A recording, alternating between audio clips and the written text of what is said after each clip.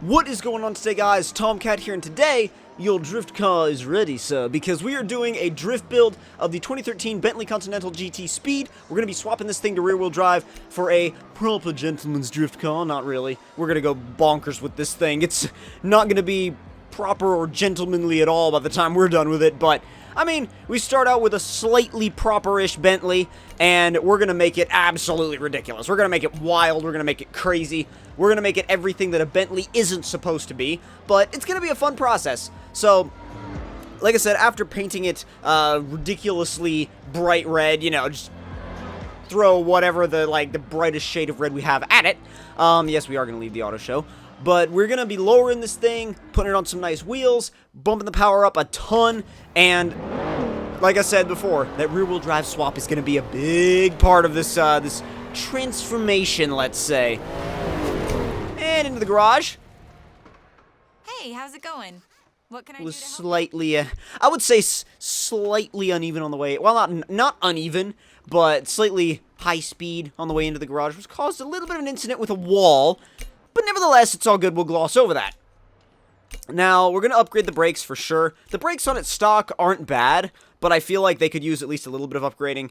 And the drop in ride height really does help eliminate all the wheel gap without making it, like, super slammed or anything like that. It's not a stance car, but it looks really good for what it is. And since it's a Bentley, we are going to upgrade the anti-roll bars. I know I generally don't do that on my drift cars, but because of what this is, I kind of want to, because it takes out just a little bit of weight, and it helps a little bit with the actual mass of the thing, or controlling the mass of the thing.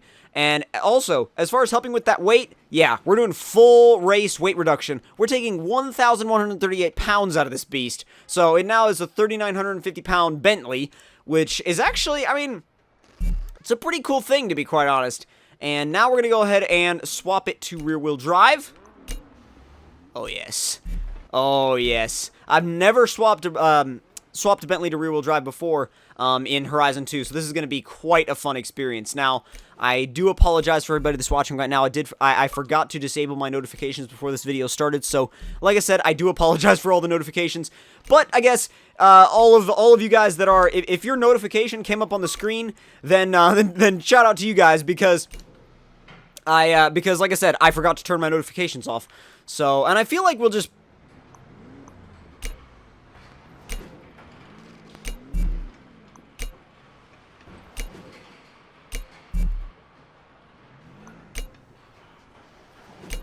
be improper not to, right? So, go ahead, and we're almost there. Honestly, a lot of these upgrades only take the power up in small increments. Race turbos, however, take it up another 270 horsepower, which puts us at 1,038 before being fully built. Race intercooler, we have 1,069 horsepower. Oh, come on. Back out of that. There we go. Oil and cooling system, that puts us up to 1,073 horsepower as our max power output. We also get a lightweight flywheel, get that in there. And then we're going to go ahead and do a couple of other supporting mods that will really help this thing not only put the power to the ground, but will really kind of help in tuning as well. So, not a rally trans, a race trans. There's a big, well, I wouldn't say there's a huge difference. This really is just the gear ratios.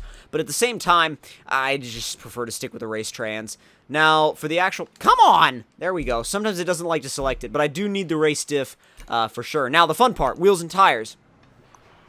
Well, the whole thing, honestly, was the fun part, but the whole build is fun, but wheels and tires are particularly fun. So we have 275s in the front and 275s in the rear.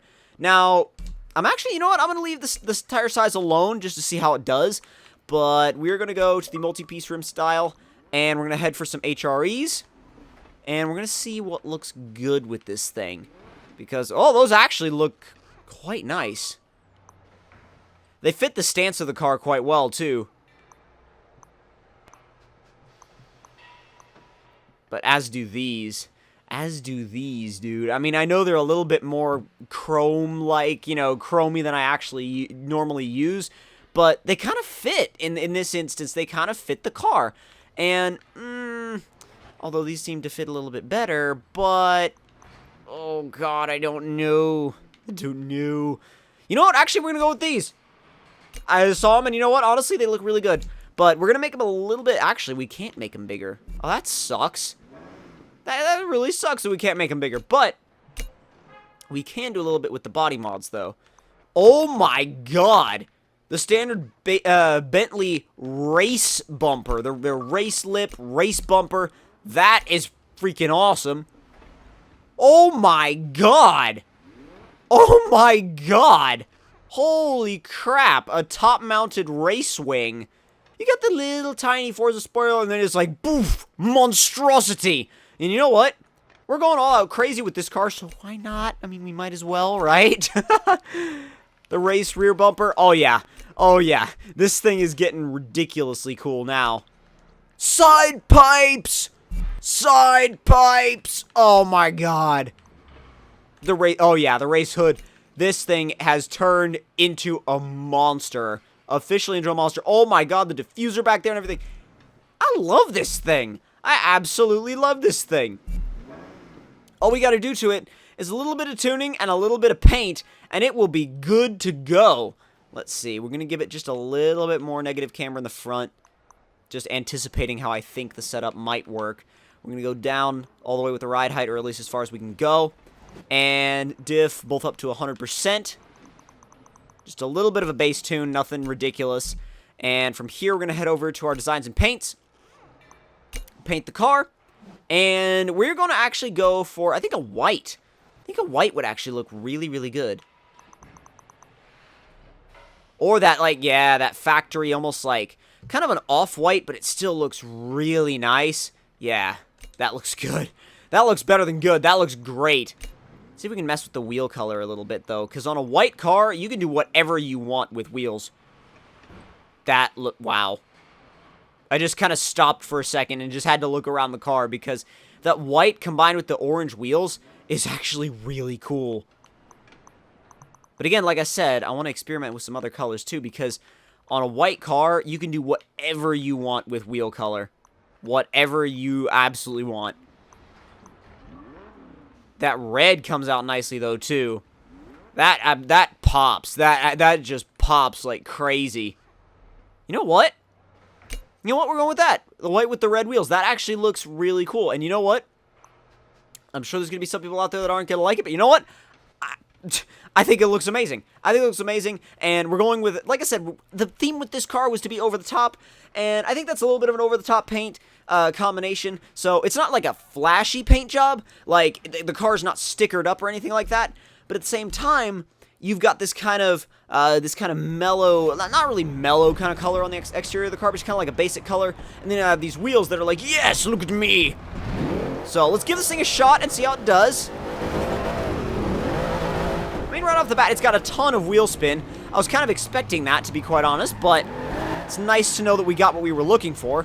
Now, we're not really gonna mess around at that area really that much at all because we're gonna head down here.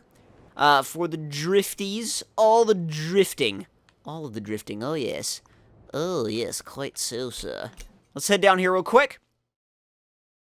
And this drift spot, I like it a lot. We were here a lot in the last open lobby that I did, which another open lobby is coming soon. I'm going to do one this weekend for you guys. I wasn't able to do one during the week because everything was so busy with some plans that I'm going to be able to fill you guys in on really, really soon, but I can't quite yet because it's a huge surprise. But just know that I've been in the process of getting something ready for you guys that is going to be pretty freaking amazing. Well, multiple things actually.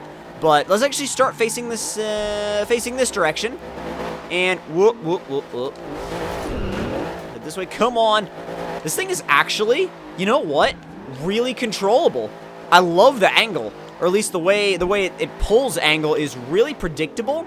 And right off the bat, it's actually an easy car to control. I was expecting it to be, because like I said before, some four-wheel drive cars, as I've said in previous videos, some cars that come stock all-wheel drive or four-wheel drive tend to retain some of those tendencies even after being swapped to rear-wheel drive, but this one doesn't. This one almost feels like it came rear-wheel drive after doing the swap. Like it genuinely feels rear-wheel drive.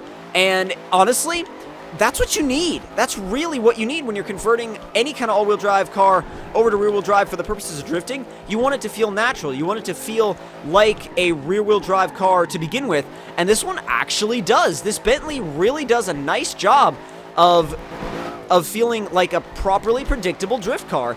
And, I mean, I think the wing just absolutely sets it off. It's like having a Big Country Labs wing on like a drift car, like any kind of, if they add BCL wings into any kind of Forza game, any kind of game, if any game comes along with BCL wings, dude, I'm gonna be like, I'm gonna be so over the top about that. That's gonna be awesome. Like, I would be so psyched to see any Big Country Labs wings in a game. That would be so cool. Driveway Labs diffusers too for the FRS and BRZ.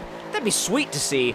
But again, back to the Bentley. I know I kind of got a little bit off topic.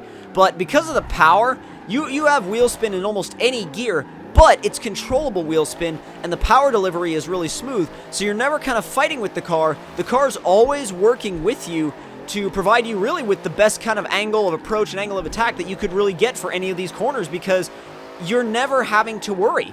You really are never having to worry. It's extremely simple, and it's an extremely easy car to control, and it's also easy to recover it from angle. I'm not having to use much steering input at all. I'm actually pretty neutral as far as the steering wheel position goes. In most of these corners, there's not a lot of high steering angle or high amounts of steering input that I'm having to do here. It's very predictable, and it's very easy to use. Actually, there's nothing that's, ow, come on. Delayed reaction, I know, but still. We had a good run until that happened. I guess we can work the points back up. And the soundtrack to go along with it is interesting because it's not something you generally hear. I'll let you guys listen to it for a minute.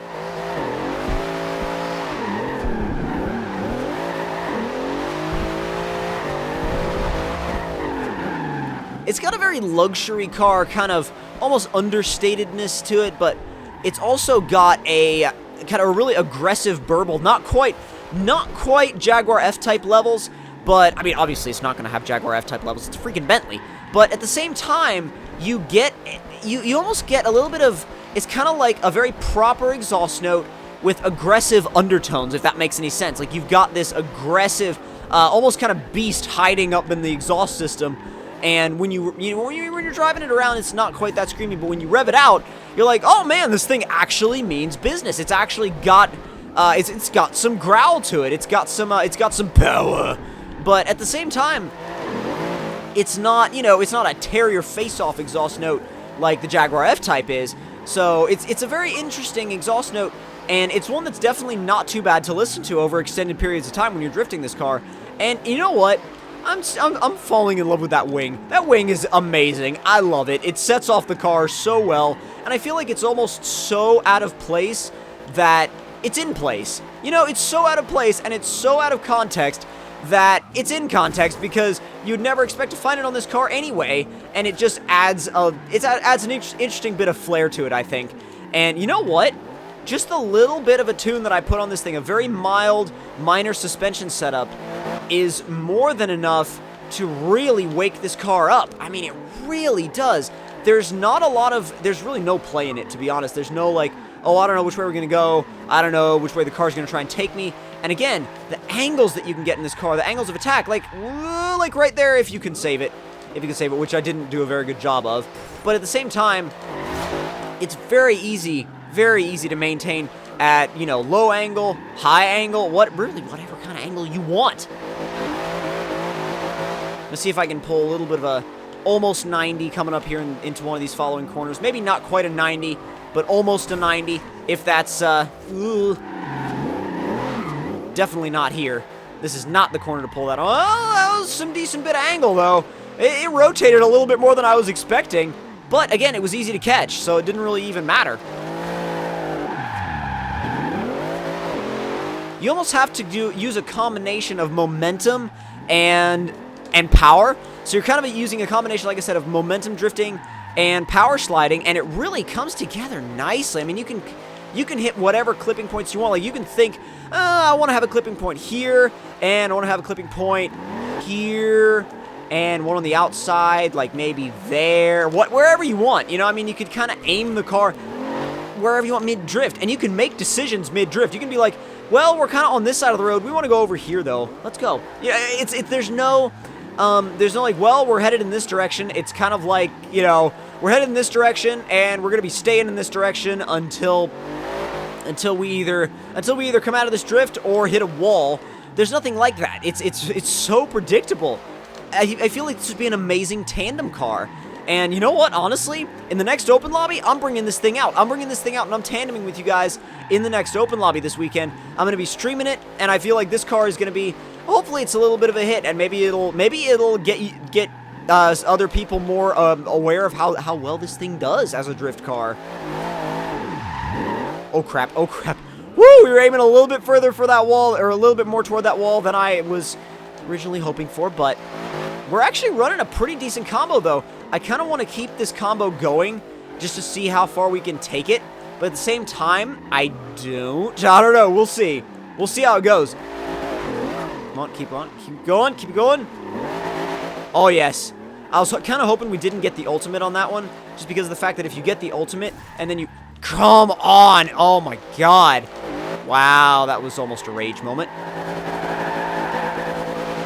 A little bit of a 360. Makes up for the 50k combo.